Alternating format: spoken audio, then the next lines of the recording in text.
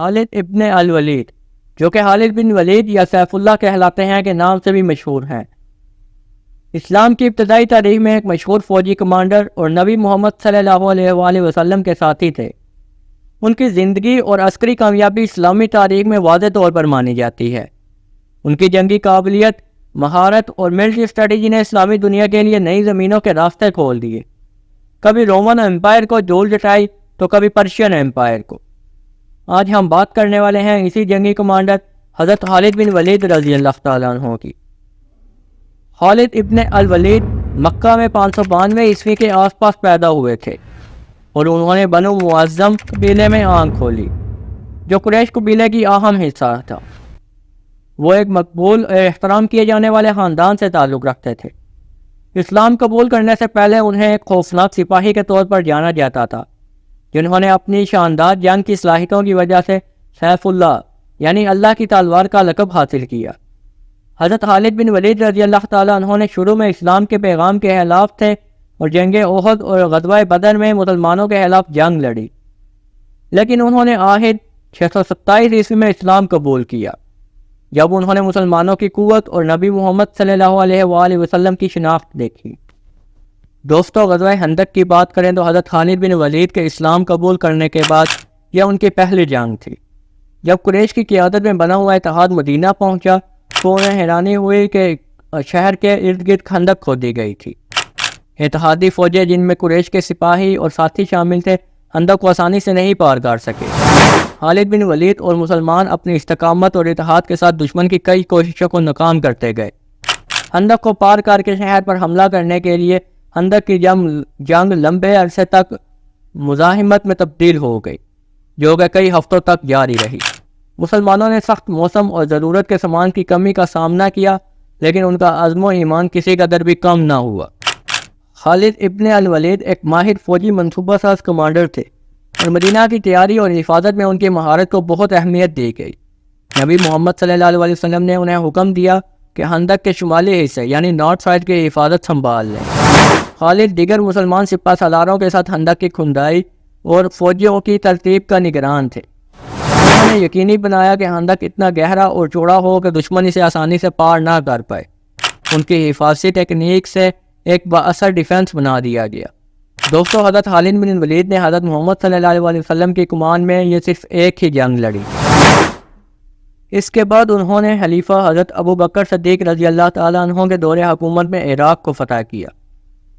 نبی محمد صلی اللہ علیہ وآلہ وسلم کی وفات کے بعد 632 عیسوی میں پہلے خلیفہ حضرت ابو بکر صدیق رضی اللہ تعالیٰ عنہ کی سربراہی میں اسلامی جماعت نے مختلف چیلنجز کا سامنا کیا، جیسے ریدا وارز، جن میں کئی عرب قبیلے اسلام سے انکار کرنے لگے۔ خالد ابن الولید نے انقلاب اور بغاوت کو دبانے اور مسلمان جماعت کے اتحاد کو برقرار کرنے میں اہم کردار ادا کیا۔ ریدا وارز کی کامیابی کے بعد خالد بن ولید کو عراق کی فتح میں مسلمان فوجوں کی کمان ملی، جو اس وقت ساسانی امپائر کے کنٹرول میں تھا۔ خالد کے عراق میں دور الہیرا کے قبضے سے شروع ہوا، جو افرت ندی کے کنارے ایک بڑا شہر تھا۔ الہیرا کے لیے جنگ مسلمانوں کے لیے عراق میں ایک اہم کامیابی تھی۔ خالد اور ان کی فوج نے عنبر کی جنگ میں ساسانی فوج سے مقابلہ کیا۔ اس جنگ میں مسلمان فوج نے کامیابی حاصل کی، جس سے ان کا کنٹرول اس علاقے پر مزید مضبوط ہوا۔ عراق کی فتح میں سب سے مشہور جنگوں میں سے ایک ولاجہ کی جنگ تھی، 633 عیسوی میں لڑی گئی۔ خالد بن ولید کی اسٹریٹجک دانائی اور ذہانت نے مسلمانوں کے لیے کامیابی حاصل کی۔ اس جنگ نے عراق کی فتح میں ایک موڑ پر اہم کردار ادا کیا۔ ولاجہ کی جنگ کے بعد حضرت خالد بن ولید کی فوج نے الیس میں ساسانی فوج سے مقابلہ کیا۔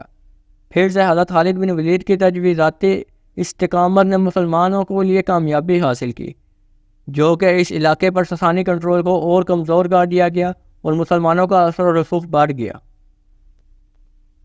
حضرت عمر رضی اللہ تعالیٰ عنہ کے دورہ خلافت میں اسی طرح انہوں نے عراق کو فتح کرنے کے بعد ایران، جو کہ پرشین امپائر کے کنٹرول میں تھا، سے جنگ کی اور ان کے کمانڈر کے ساتھ 1 on 1 مقابلہ کیا، اور حضرت خالد بن ولید رضی اللہ تعالیٰ عنہ نے ان کے کمانڈر کو قتل کر کے ان کی پوری فوج پر اپنی داغ بٹھائی اور فوج کے حوصلے پست ہو گئے، جس سے ایران بھی فتح ہو گیا۔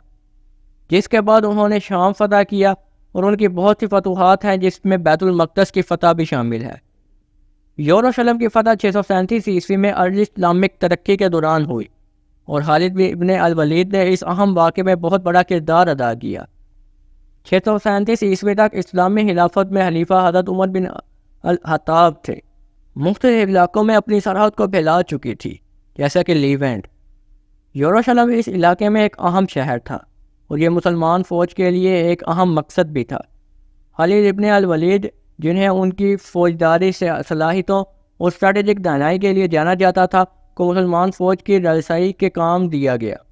یروشلم کی فتح میں ان کی شناخت ایک ماہر کمانڈر اور سپاہی کے طور پر جانی جاتی ہے۔ یروشلم پر مزاحمت کی شروعات کی گئی، شہر کو مزید تقویت دی گئی اور بیزنطین امپائر نے اپنی دیواروں کے اندر ایک بڑی منجنیقیں جمع کر لی۔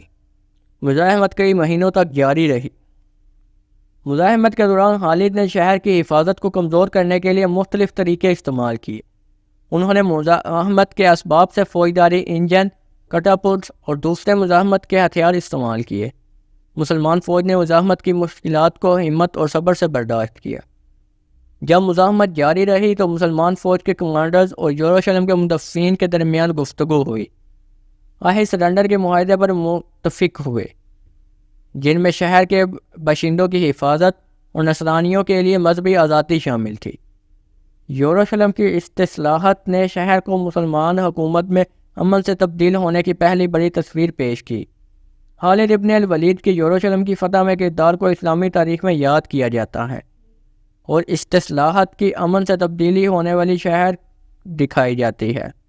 ارلی اسلامی حکومت میں مذہبی رفاقت کی عزت کو قائم رکھنے میں کامیاب رہی تھی۔ شہر کئی صدیوں تک مسلمان حکومت میں رہا اور آج بھی مسلمانوں کے لیے مقدس اور صریح اہمیت سمجھا جاتا ہے۔ خالد ابن الولید 642 عیسوی میں ہومس، شام میں قریب 50 سال کی عمر میں وفات پا گئے۔ ان کی موت کے ساتھ ایک مشہور جنگی کمانڈر بھی اختتام پذیر ہو گیا۔ دوستو، یہ تھی آج کی ویڈیو۔